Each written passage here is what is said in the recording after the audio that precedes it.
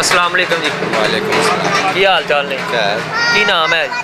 मकबूल हसन, मकबूल हुसैन। कितों आए हो जी? फैसलाबाद। फैसलाबादों आए हो? हाँ। ते कितनी देर तो आ रहे हो मेले पे?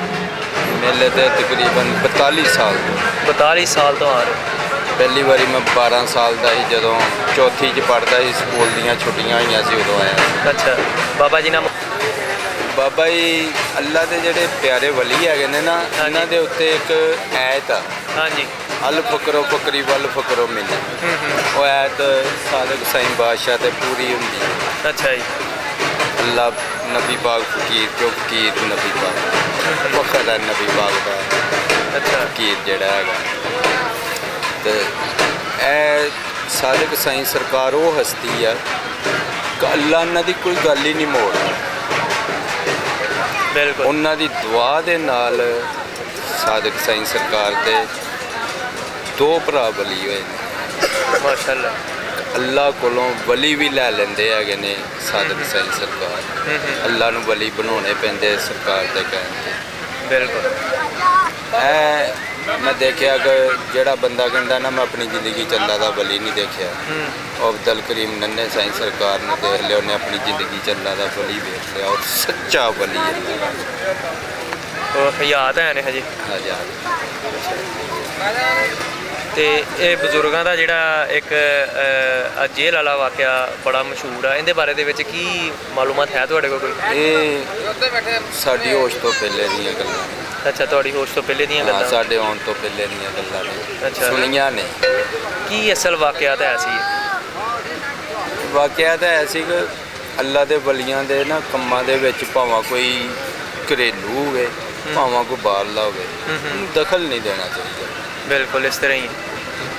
ਸਰਕਾਰ ਨੇ ਆਪਣੀ ਜ਼ਮੀਨ ਦੇ ਵਿੱਚ ਆਪਣੇ ਬਹਿਣ ਲਈ ਨਾ ਇੱਕ ਛੋਟਾ ਜਿਹਾ ਬਗੀਚਾ ਬਣਾਉਂਦੇ ਹੁੰਦੇ ਸੀ, ਤੇ ਭਾਈ ਨਾ ਆਣ ਕੇ ਉੱਤੇ ਹਲ ਵਾਹ ਕੇ ਨਾ ਉਹ ਬਗੀਚਾ ਜਿਹੜਾ ਨਾ ਢਾਹ ਦਿੰਦੇ ਸੀ। ਅੱਛਾ ਜੀ।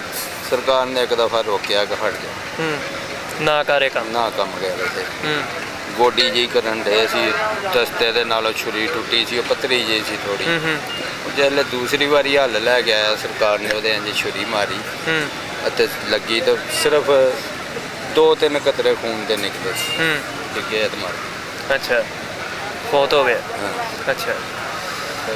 ਪੁਲਿਸ ਵਾਲੇ ਲੈ ਗਏ ਸਰਕਾਰ ਨੂੰ, ਸਰਕਾਰ ਨੂੰ ਅੰਦਰ ਦਿੰਦੇ ਸੀ, ਸਰਕਾਰ ਬਾਹਰ ਫਿਰਦੇ ਹੁੰਦੇ ਸੀ। ਅੱਛਾ। ਉਹ ਜੇਲਰ ਨੇ ਕਿਹਾ ਹੁਣ ਨਾ ਮੈਂ ਆਪ ਲਾਵਾਂਗਾ, ਆਪ ਤਾਲਾ ਲਾਉਂ ਉਹਨਾਂ ਨੇ ਕਿਹਾ? ਹਾਂ। ਜਾ ਕੇ ਤਾਲਾ ਲਾ ਕੇ ਆਇਆ, ਆਣ ਕੇ ਬਾਹਰ ਜਿਸਲੇ ਤੋਂ ਆਪਣੇ ਦਫ਼ਤਰ ਦੇ ਵਿੱਚ ਗਿਆ, ਮਗਰੋਂ ਬੰਦਾ ਗਿਆ, ਸਰਕਾਰ ਬਾਹਰ ਫਿਰਨ ਦੇ। ਉਹਨਾਂ ਕਿਹਾ ਜਨਾਬ ਤੁਸੀਂ ਅੰਦਰ ਦੇ ਕੇ ਆਏ ਸੀ, ਉਹ ਬਾਹਰ ਫਿਰਨ ਦੇ।